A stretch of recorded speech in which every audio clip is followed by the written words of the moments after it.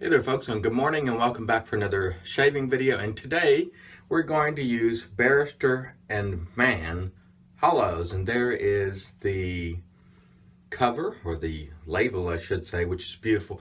Beautiful packaging on this, just really nice, super nice label on the back. They got a seal there so you can tell whether or not it's been opened when you get it. Just really nice packaging overall.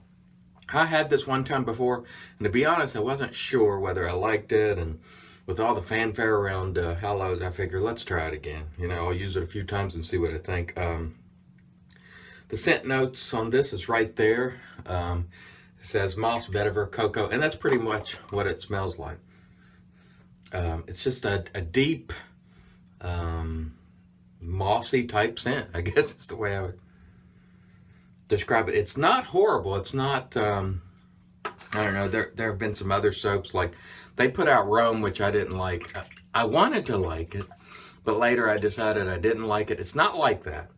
It has its own individual, unique type of scent. And so we're going to use our TSE brush today, and we will see how this one goes. I'll go ahead and show you guys loading. Again, for the guys who are asking questions about lathering, the load is key. Make sure you wet your brush. Don't leave it too wet, and make sure you just get a nice load, and I'll show you what it looks like when I think I have a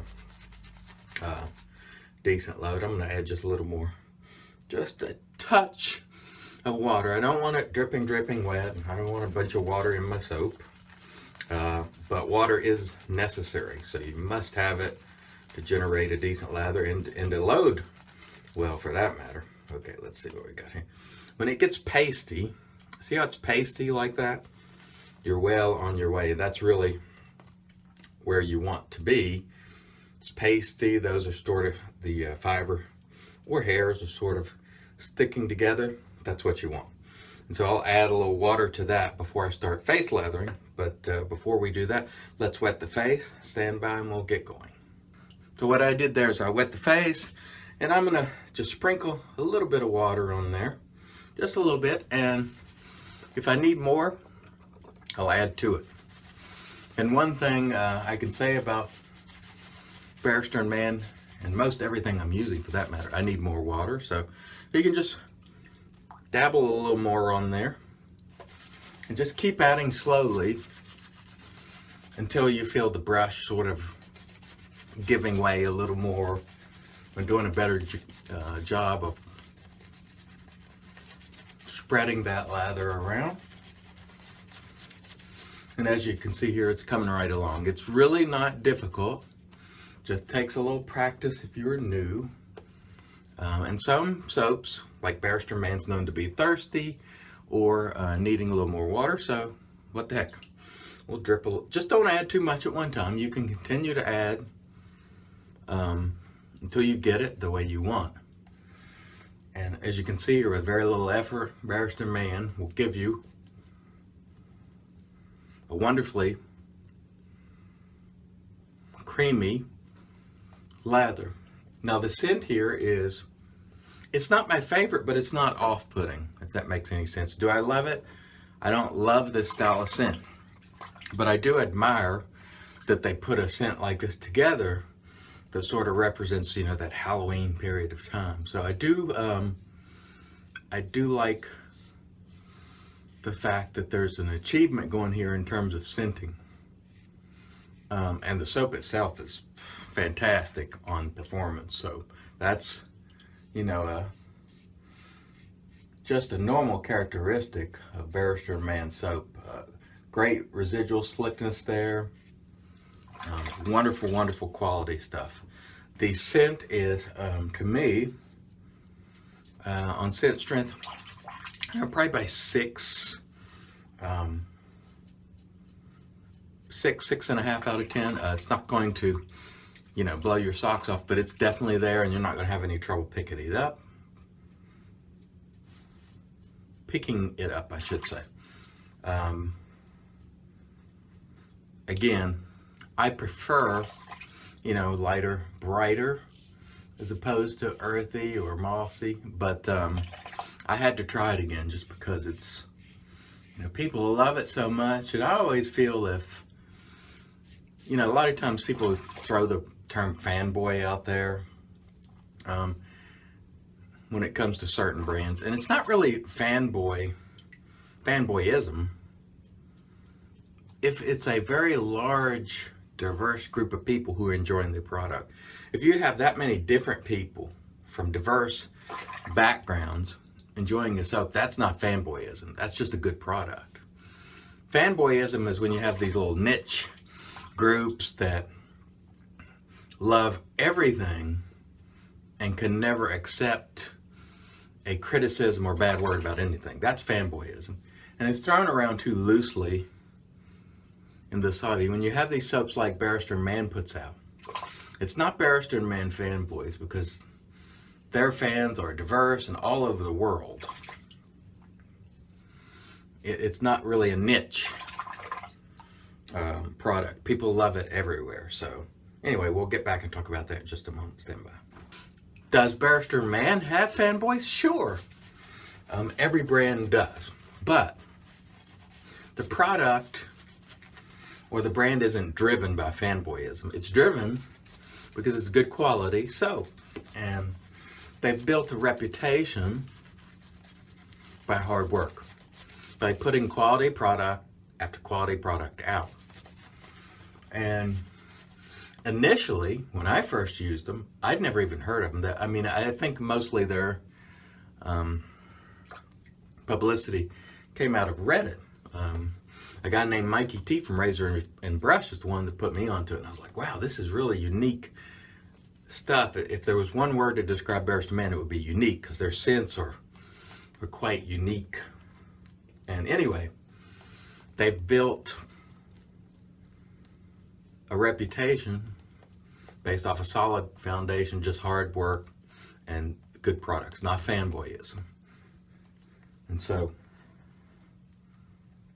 you'll see that term thrown around a lot, and I think it's often used inappropriately. There are definitely fanboys of all brands, but I think it sometimes cheapens what the artisans do when every time something great comes out and they go, oh, it's just fanboys. Well, you know what? Barrister and Man just makes good stuff, as does Sterling and, all the other brands that I use, Sub Commander. And although I like Will, and I think his mother's name, Paul, it's the products that matter. If they made products that were terrible, it wouldn't matter how much I liked them, because when I spend my money, I want a return on my investment. And you guys should too. As much as we like Will, we wouldn't buy the stuff if it stank, so, but it's great stuff. By the way, I'm using a Fat Boy today on, what are we going at? 9. Yeah, this soap is really, from a performance perspective, it's fabulous. The scent, I could take it or leave it, to be honest. I got to call it like I see it. It's just not my style of scent, but the performance is phenomenal. And sometimes, even though I don't like a scent, or let's not say I don't like it, it's just not my style of scent, I appreciate what they're able to do in putting together a scent like this. I think it requires a lot of talent to do that, and so I think a lot of people will enjoy this. If you enjoy fall type scents, you'll probably enjoy it. Me, I'm a citrus, cologne, scented soap kind of guy, but this is really, really good if you like fall type of scents. That's why it sells very well, and I believe they made a ton of it this time. So it might even, I think it's available like at Italian Barber and I don't know, maybe Maggard and other places. So if you still want it, go check those places and see if it's available. Now I'll tell you this, I didn't buy the aftershave, and I would not really want it, because I wouldn't want that scent hanging around. It's just not one that works for me. But man, what a great soap. in its own right. Okay, stand by for past 3. So just to illustrate an example of fanboyism, here I'm talking about this soap and how great it is, how great Will and Paula is and their family. The fanboys would come along and go, oh, he said the scent wasn't that good. He sucks. He's an asshole. Meaning me. It's the greatest scent of all time. Fanboys, when they defend against just subjective type comments, where we say, you know what, it's just not my style of scent, and they get offended. That's a fanboy. But the other guys who just go, well, I really like it.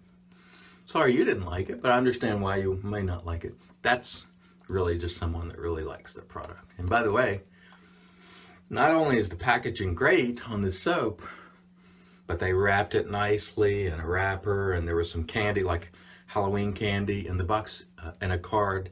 Just super professional customer service. So while this scent is not for me, I'm very much impressed by the personal touch, by the care that they put in their product, by the container, by the performance of this soap, which is phenomenal. It doesn't get much better, I'll be honest with you. Now, I can't remember exactly what this cost, but I think it's over $5 an ounce. So it's expensive in terms of per ounce cost, but it's one of those things where it's a special edition, once a year thing. And if you like fall scents, it might be worth your while to spend that kind of money for this particular soap. So, you can make that judgment yourself and buy or don't buy as you please, because while I like Will and Barrister Band, I always hope they do well. It's totally up to you. I don't make a penny whether you go and buy it or not. So it's up to you. No one is padding my pockets, and I tell it the way I see it. And sometimes people don't like that. And that's okay. But understand that these opinions on scents are 100% subjective. So you may think this is the best scent you've ever smelled in your life. I mean, it's possible. But I have just a love for all that is light and bright and cologne scented. When I say light, I mean light, not light in scent strength, but I mean like citrus, lemon, lime, I don't know, berries, cologne type scents of all types. I love those. That's just my kind of, or the kind of scents that I really love. And this doesn't fit that, but I didn't expect it to be fair. I just wanted to try it because there's so much hoopla surrounding Hallows, and people just love it. And I figure if people love it that much, there has to be some substance to it, And there is, because it's a great soap. It's a great package. And so there's reason. Does it mean it's a 100% winner for me? No, because it's just not my style of scent. But boy, I tell you what, it produces a phenomenal shade. I can tell you that. All right, stay tuned for the post. All right, so that was really an outstanding shave. We'll use a little unscented Thayer's today with aloe, even though I probably don't need it, because the aftershave that I'm about to use has witch hazel and a lot of other great stuff in it. Dry off my hands and let that set for just a second while we show you again the awesome label from Hallows here, which is really fantastic. The container is wonderful too. I don't know why, it looks great, it feels great in your hand. It's just really nice. One thing you can say about Barrister Man, they put a lot of care in their product, and the love for their product comes through in their packaging. Okay, so we're going to use again Barrister Man or Barrister Reserve Cool. I always get that screwed up. And this is great stuff. Really great stuff, and it makes your skin feel great. The first ingredient here is witch hazel water. Alcohol is in it, and it hangs around a good while. Initially, I didn't think it did, but it did. So for me, this was a good buy. I think it was 25 bucks. Don't quote me on that, but I think it was, but I gotta tell you, it's nice. It's very nice, and it makes your skin feel super. And we're gonna roll with it today, since we got the Barrister and Man thing going. And this is my favorite scent by far of the three. They have like a, I don't know, one might be called Classic. I'm not sure. It's like regular. Then there's one that's called Spice. The Cool is friggin' awesome. It is my favorite of the three, and it's the one I like to use the most. And it just, I don't know, it's clean, sort of got a classic type scent to it. It's beautiful stuff. I like it a lot. Great label. And so this is available. It's called Barrister and Reserve Cool. So check that out if it interests you. If you're looking for an aftershave that feels great on your face, has some nourishing properties, that one is a winner, at least in my opinion. Okay, last, we used the Fat Boy, which is great. Thank you, Don, the Navy Goat, for that. Hope you're doing well. I'll give you a call and catch up this weekend. And our TSC brush, and I'll try to show you that. It's kind of hard to see in this light, but anyway, it's engraved in there. It says Brush of the Gods, got a fleur-de-lis in the middle, which is awesome, from Tim Berger. Great guy who sent that. It's my favorite brush. All right, folks, thanks again for watching. But the Barrister Man Hallows scent, ultimately the verdict is not for me, but it very well may be for you if you like fall scents. So check it out if it sounds interesting to you. I believe it's available at retailers now.